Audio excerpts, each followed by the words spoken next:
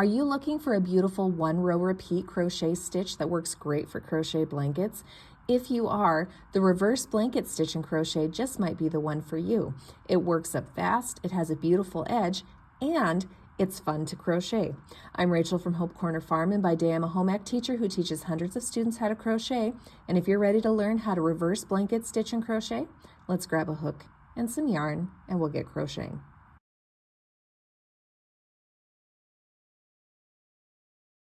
Before we get started, make sure you subscribe to my channel, hit the bell so you get notifications of when I post new videos, and don't forget to give me some feedback on this video.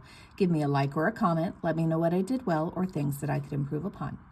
So for today's tutorial, you're going to have to gather a couple of things. So you're going to need a crochet hook of your choice. For today's tutorial, I'm going to use a size J 6.0 millimeter crochet hook. And you're going to have to grab your yarn of choice. For my tutorial today, I'm using a size 4 medium weight yarn here in this teal turquoise color. This tutorial is also written using US crochet terms. Once you've gathered your materials, we're ready to start.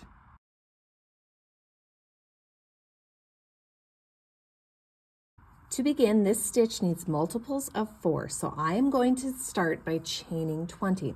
So for my multiple of 4, I am going to chain 20. So here is 1, 2, 3, 4, 5, 6, 7, 8, 9, 10, 11, 12, 13, 14, 15, 16, 17, 18, 19, and 20.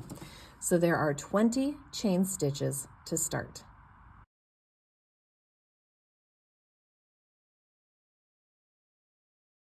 So for row 1, we're going to begin by working into the 3rd chain from the crochet hook. So we're going to go 1, 2, and 3. And into that 3rd chain from the hook, we're going to place a double crochet stitch. Now, if you need to see how to double crochet, chain, or single crochet in slower, more detailed moves, I've got links to videos below for those. So I have placed a double crochet in the 3rd chain from the hook. Now I'm going to chain 2, and I'm going to go to the next chain and I'm going to place a regular single crochet stitch. Now we're going to begin the repeats for the remainder of the chain. So for the remainder of the chain, you're going to repeat the following. So you begin by skipping 2 chains, and into the 3rd chain, you're going to place 2 double crochets. So here's 1 and then 2. Then you're going to chain 2. You're going to go to the next chain and place a single crochet stitch, and that ends the repeat. So we have skipped 2, 2 double crochet, chain 2, single crochet. So skip 2 chains, into the 3rd, place 2 double crochet stitches. So here's 1, 2. You're going to chain 2. And into the next, you're going to place a regular single crochet stitch. That completes another repeat. So skip, skip, into the 3rd, we're going to place 2 double crochets. So there's 1 and 2. We're going to chain 2. We're going to work a single crochet into the next. Now we have 1 repeat left, so we're going to skip 2 chains. Into the 3rd chain, we're going to place 2 double crochets. So here's 1 and 2. We're going to chain 2, and then into the very last chain, we're going to place a single crochet stitch. So you have to end with a single crochet stitch for this row. And that completes row 1.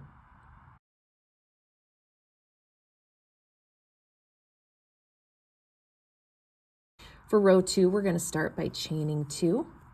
And we're going to turn our work. Now row 2 is the row that's going to get repeated for the remainder of our project. For row 2, you need to note that you are only working into the chain 2 spaces across this row. You don't crochet into anything else. It is simply the chain 2 spaces from the previous row. So we're going to skip this, and into that chain 2 space, we're going to place 2 double crochets. We're going to chain 2.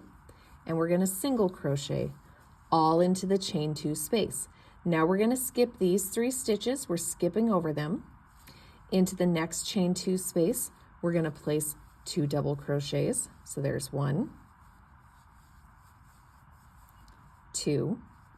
We're going to chain 2. and then we're going to place a single crochet in there. We're going to skip over all of this and double crochet 2, chain 2, and single crochet. We're going to go to the next chain 2 space, and we're going to place 2 double crochets, chain 2, and a single crochet. And into the last chain 2 space, we're going to place 2 double crochets. We're going to chain 2, and then we're going to single crochet. Now it's going to seem like you're stopping a little bit too far in from the edge, but that's how we get that beautiful scalloped edge. So I'll show you again here. So you have to stop in just the chain 2. That's how you get the scalloped edge.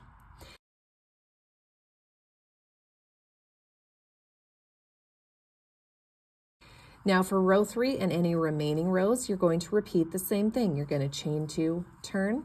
You're going to work into those chain 2 spaces only, and into the chain 2 spaces, you're going to place 1 double crochet, 2 double crochets, chain 2, and single crochet into the same chain 2 space.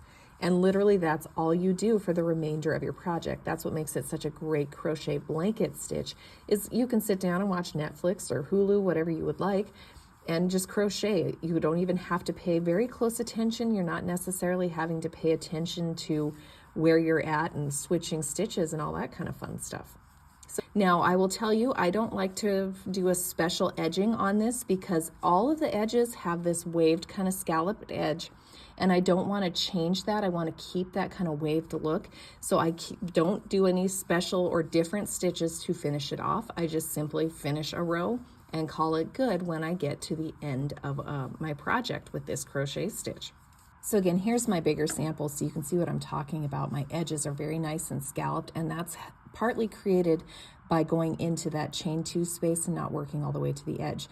Don't worry and think that you're stopping too soon. That's how this stitch is supposed to look. So again, this is why I don't do a finishing row on this stitch. I just continue stitching until I get to the end and then I stop. I don't do anything special to end it with, because as you can see, it creates this beautiful scalloped border or edge all the way around it. And it's a perfect way. You don't even have to run a special border around this stitch. It looks pretty and beautiful just as it is.